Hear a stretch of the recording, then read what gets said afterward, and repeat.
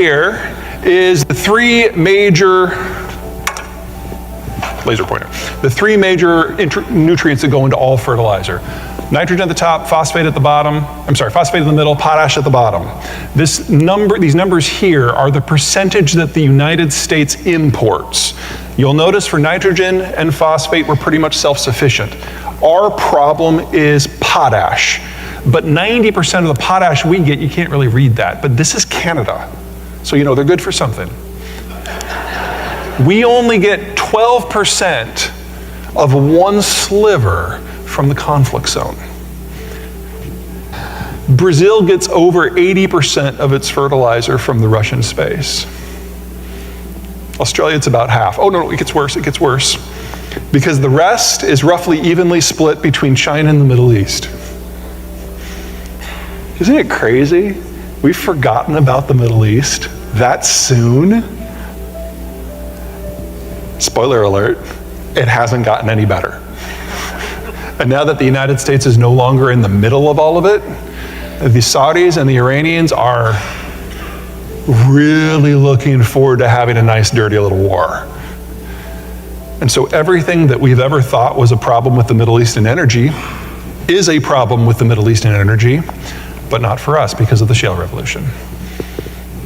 As of November of last year, we were back to a new all-time high. We are once again a net exporter of energy.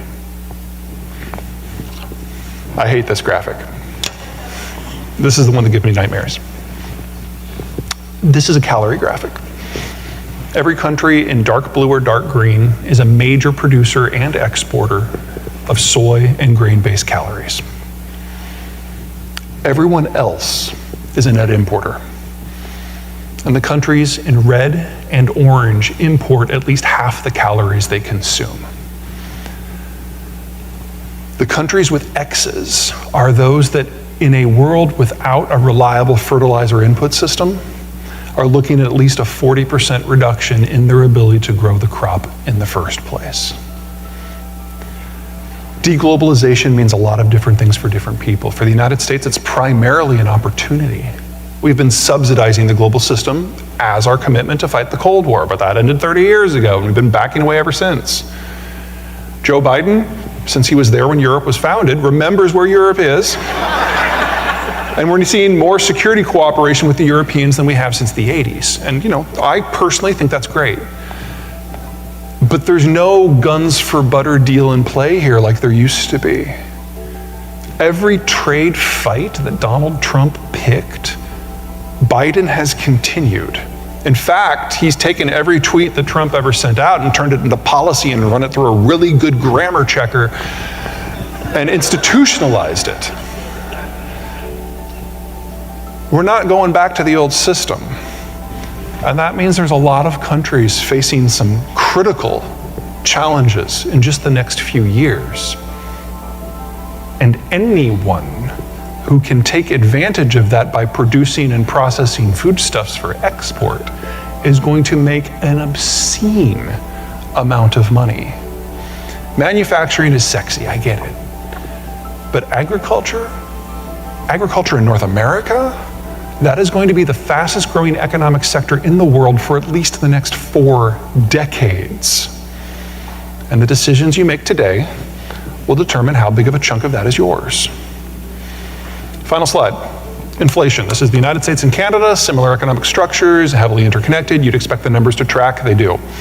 We have 3 big phases in our inflation history since World War II. First of all, we had this first push when we globalized and industrialized. We built the interstate highway systems, we ran power to the countryside, we built our cities. Industrial, demand-driven inflation. Then we get to the 60s and the baby boomers come of age. They raise their kids, they buy their homes, they buy their cars. Consumer, demand-driven inflation. And then we've been living in this weird-ass period. The Chinese brought 1 billion workers to the table and pushed down the cost of manufacturing goods. The Soviet system collapsed, dumping an empire worth of raw materials into global markets. the two greatest disinflationary trends recorded in human history. And they lasted for 30 years. Well, folks, the disinflationary trends are turning inflationary. The Chinese labor is literally dying out, and the Russian stuff is going away. And the inflationary trends are back. The boomers may be retiring, but their kids, the millennials, are at the prime of their consuming years. And if we still want stuff,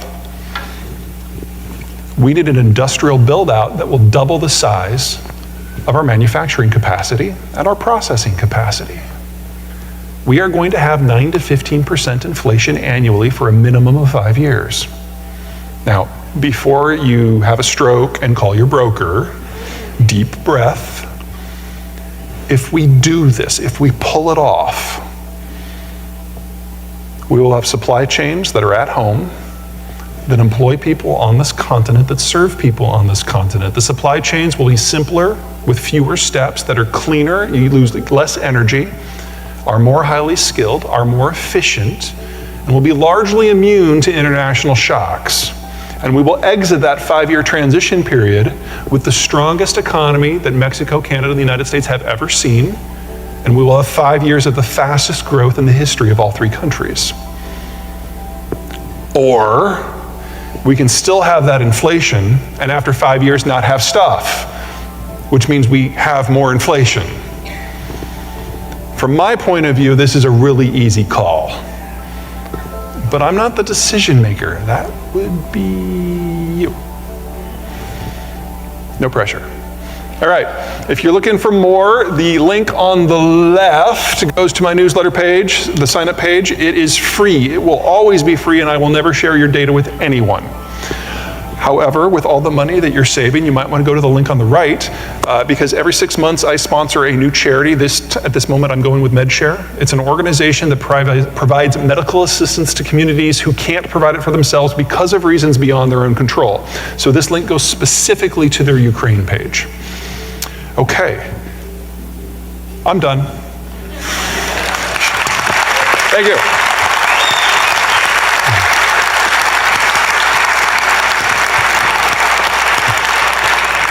Thank you. Ladies and gentlemen, let's hear for Peter. What a great job. Thanks. Thank you.